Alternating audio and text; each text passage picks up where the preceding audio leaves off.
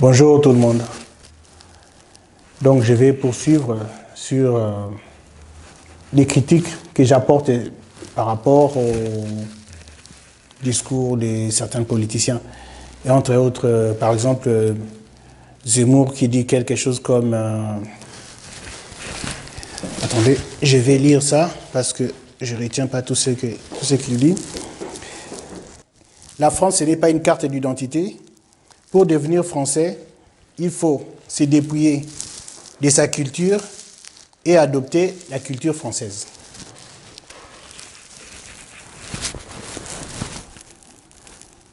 Il dit aussi adopter l'histoire de la France.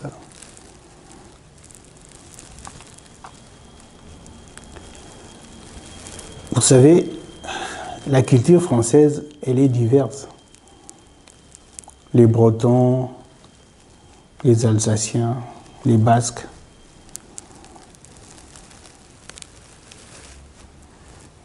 En Auvergne, ils n'ont pas forcément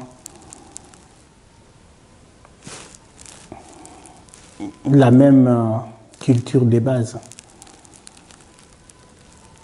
Il y a un modèle français parce que si vous rencontrez un Marseillais et par exemple un Alsacien, il se pourrait que ce ne soit pas exactement la même chose.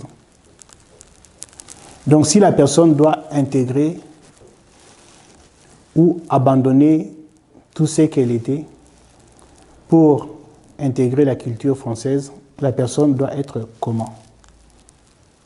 Comme les Bretons, comme les Alsaciens, comme les Bosserons, comme les Auvergnats, comme les gens du Sud,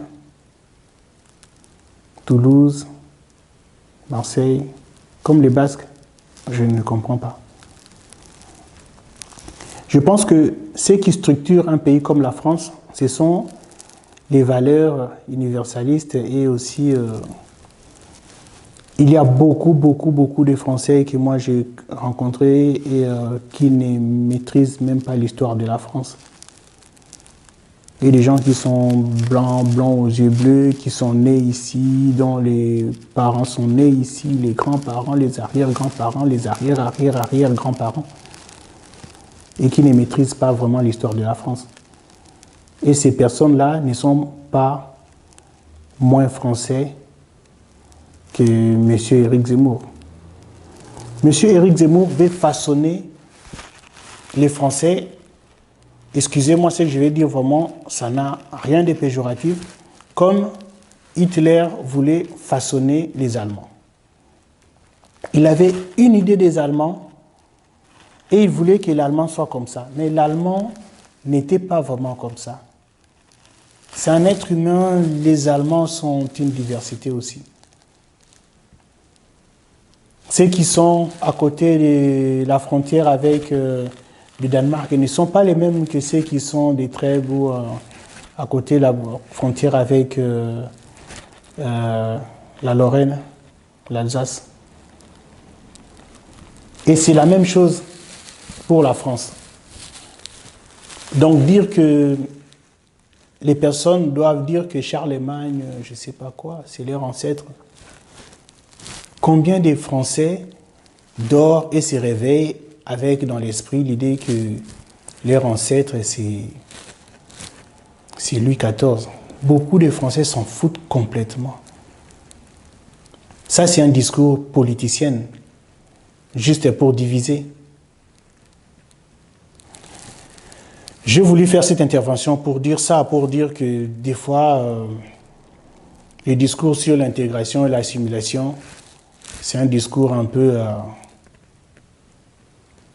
creux. C'est un discours creux parce que personne ne vit avec ces notions-là dans la vie de tous les jours, tout le temps. Personne. Trop peu de gens pensent à ça, en fait.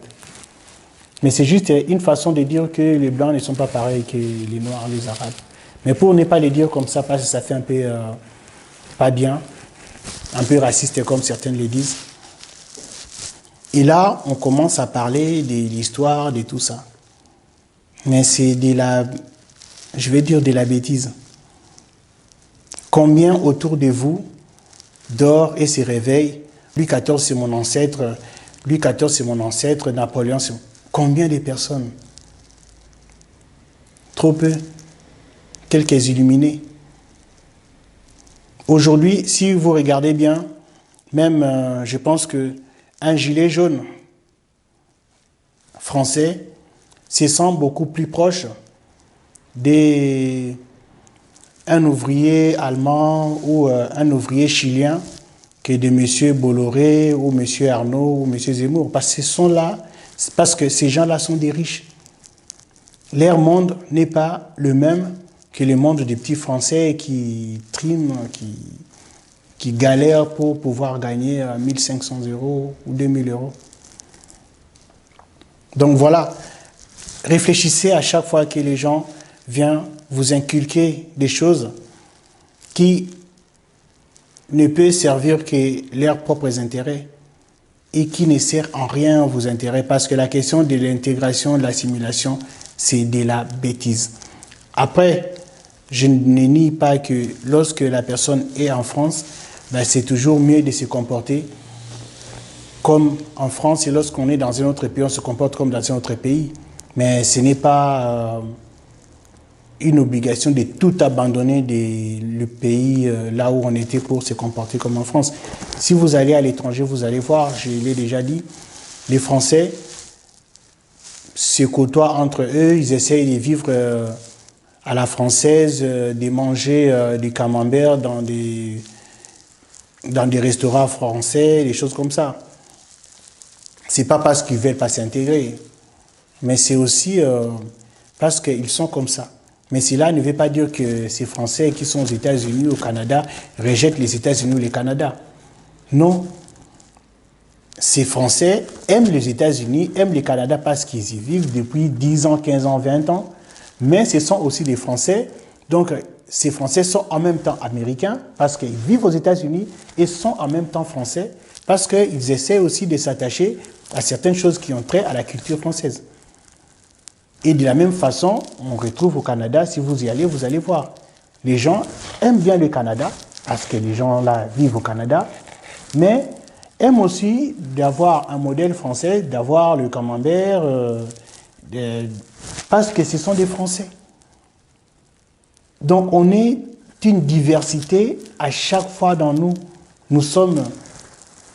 notre identité, c'est l'identité de ce que nous sommes par rapport à la société où on vit, par rapport au milieu qu'on est souvent, les gens qu'on côtoie, notre histoire, les parents, les amis, les études que nous avons faites et ce qu'on aime. C'est ce qui fait notre identité. C'est cela qui fait notre identité. Et lorsque quelqu'un dit que non, il faut abandonner une partie de ce qu'on est pour n'être qu'une seule chose, c'est de la bêtise. Et ceux qui croient à ça, je ne comprends pas. Parce que chacun d'entre vous a aussi une culture familiale. Donc, l'embryon de la culture. Une culture familiale, une culture communautaire de sa communauté. Par exemple, si tu fais du karaté, tu fais du judo, tu as cette culture-là aussi en toi. Si tu fais de la danse ou du tennis, tu as cette culture-là aussi en toi. Donc, c'est une diversité. Et en plus de cela, si on est ingénieur dans une boîte, on a aussi cette culture-là de cette boîte. Si on est auvergnat, on a la culture auvergnate. Si on est, par exemple, breton, en plus de tout ce que je viens de dire, on a aussi la culture bretonne. On est basque, on a aussi la culture basque. On ne peut pas séparer quelque chose comme ça, comme la culture, comme l'identité, comme les valeurs, les choses qu'on a apprises. Après, quelqu'un de bien est quelqu'un de bien où que la personne soit dans le monde. Qu'on soit en Arabie Saoudite, aux États-Unis, en France. Si on est quelqu'un de bien, on est quelqu'un de bien. On est mauvais, on est mauvais.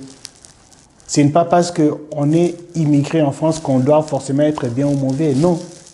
C'est aussi la personne. Fourniret, c'est une personne mauvaise. Bien que la personne soit française, elle est mauvaise. Donc c'est comme ça. La vie est là. Zemmour est en train d'entraîner les gens en disant que, bon, voilà, il faut faire l'assimilation, c'est dépouiller. Vous savez, le mot dépouiller est trop fort. Ça veut dire que c'est débarrasser de tout. On ne peut pas, c'est impossible. Et même, c'est une stupidité de demander à quelqu'un ça. C'est dire aux gens que vous devez vous aliéner. C'est de l'aliénation, cette façon de vouloir que les gens puissent se dépouiller de tout. C'est de l'aliénation. Et l'aliénation, c'est rendre les gens malades. C'est rendre les gens malades en leur disant que vous devez devenir malade pour être français.